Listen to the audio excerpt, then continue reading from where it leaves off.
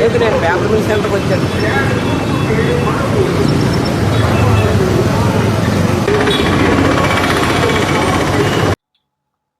Andhra paper limited Kadiyam unit లో యాజమాన్యం యొక్క నిరంకుశ వైఖరి కారణంగా 72 రోజులుగా కార్మికులు రోడ్డును పడిపోయిన పరిస్థితి కనిపిస్తూ ఉంది.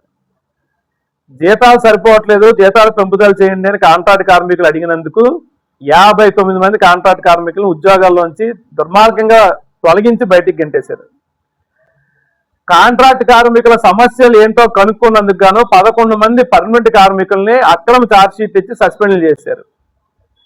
జిల్లాలో ఉన్నటువంటి మంత్రులు, కార్మిక శాఖ మంత్రి, ప్రజాప్రతినిధులు యాజమాన్యం వైఖరి సరైనది కాదు, తొలగించాలని విధుల్లోకి తీసుకోండి అని చెప్పినా యాజమాన్యం నిరంకుశంగానే వ్యవహారం చేస్తూ ఉంది. ఇవాళ యాజమాన్యం అనేక చట్ట ఉల్లంఘనలకు పాల్పడుతూ ఉంది. లోపల కాంట్రాక్ట్ కార్మికులు ప్రాసెస్ లో అంటే పరిశ్రమ ఉత్పత్తి విభాగాల్లో పనిచేయడం నిషేధమైన వాళ్ళతో పని చేయించుకుంటా ఉంది.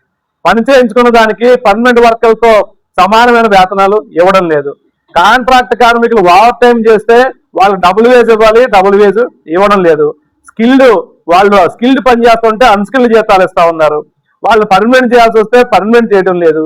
ఇది రాజమండ్రిలోని, కడియంలోని ఇలాంటి చట్ట వ్యతిరేక చట్ట ఉల్లంఘనలు యాజమాన్యం తీవ్రంగా పాల్పడుతూ ఉంది.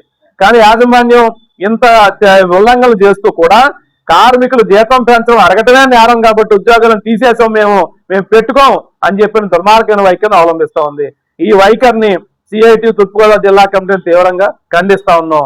యాజమాన్యం ఎప్పటికైనా సరే మొండి వైఖరి వీడి తొలగించినటువంటి కార్మికులందరినీ విధుల్లోకి తీసుకోవాలని, కార్మిక సమస్యలను పరిష్కారం చేయాలని చెప్పి డిమాండ్ చేస్తా ఉన్నాం.